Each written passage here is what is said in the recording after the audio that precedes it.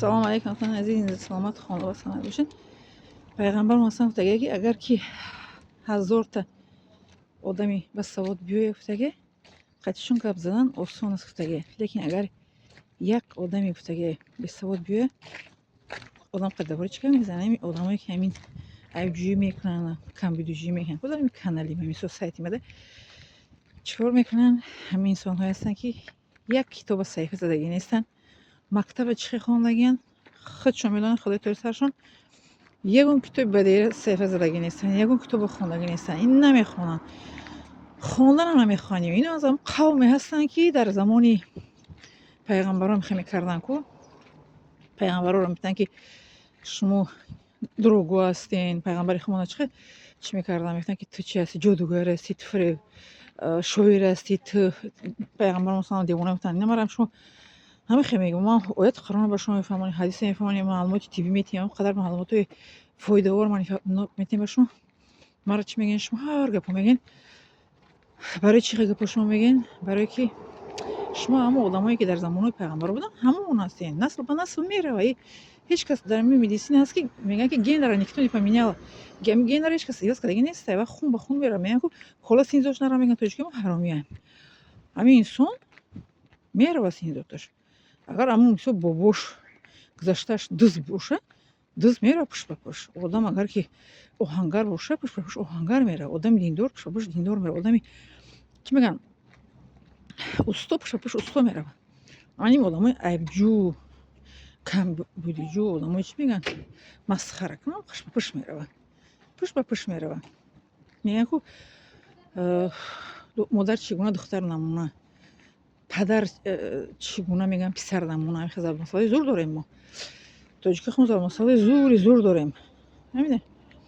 برای همین هیچگاه من شما این گونه انتظار نبودم. فکر میکردم که عصر 21 پیشرویه ملتی ما جوانای ملتی ما مثال چقدر پیشرو شدگین. مالا با جایی که یک بگن که اپا مینادور شما یکی معلمه مینادور شما گیجو میسته یک اپا یک چیزو میگین شما که این مشکل می قفا رفته شما قفا موندگی میبخشین.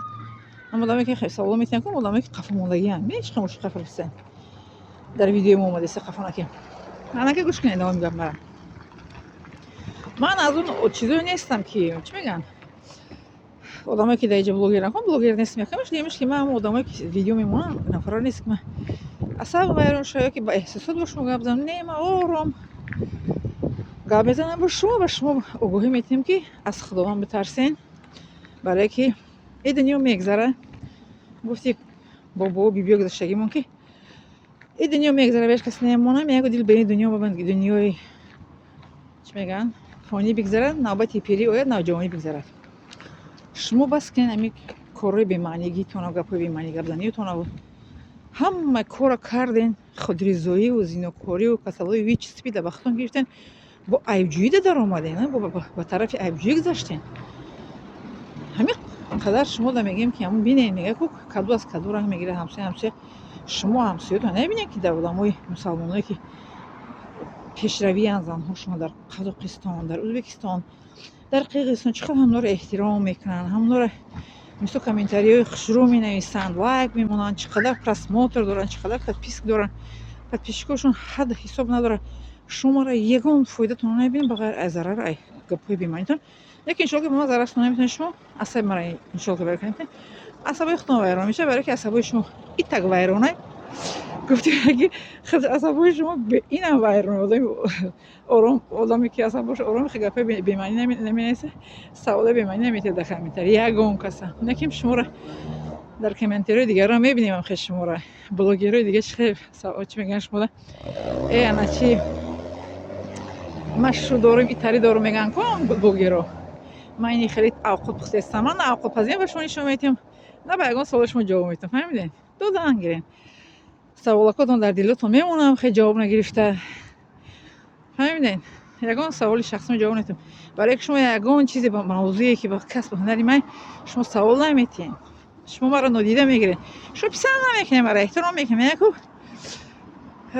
مثلا تاجیکه که بیداری خانه لایولای دختری همسایه خیلی مینه шумо акама зани тоҷики ба савод аст, ба фарҳанг, ба маданият ҳастам, мисол хондагиам. Шумо маро фақат нодида мегирем, камбудӣ мекунем ки дар ҷо ҳеҷ инсон бе камбудӣ нест. ҳар яке мо камбудӣ дорем, хато мекунем, лекин шумо медонед чӣ давид мубарам, мегӯ ба қадри зар гар мераса. Ба қадри донишманд, албатта ба қадри ман касе мераса ки дониш дорад мисли ман. Лекин шумо қадрдонӣ накардаистед. Шумо дидастам шуморо ман якум рӯз бо шумо дар чӣ нестам ку дар сайт. Ман шуморо якум рӯз надидастам ку, ки якум рӯз барои шумо видео накардастам ку. Ман як ним сол мешава ина ки видео кардастам. ина декабр, январ, феврал, март, як соли 4 моҳ зиёд шуда.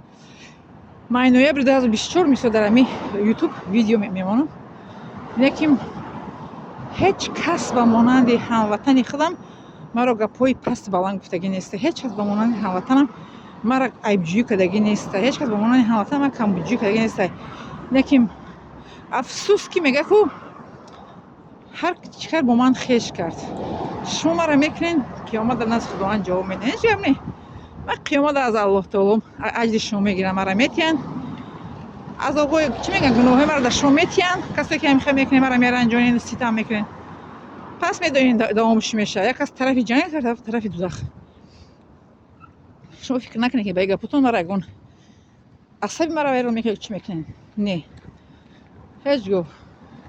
лекин шуморо ҳеҷ намешидаед. дар моҳи рамазонам ман фикр кардам, дар моҳи шариф рамазон шумо намекунед коротона. не, мегӯям ку хар рафта Макка Мадина қадима ки рамазон дар шумо дига нашед. ами рамазон гапҳои паст баландтон назаден, саволои наҷотатон доден.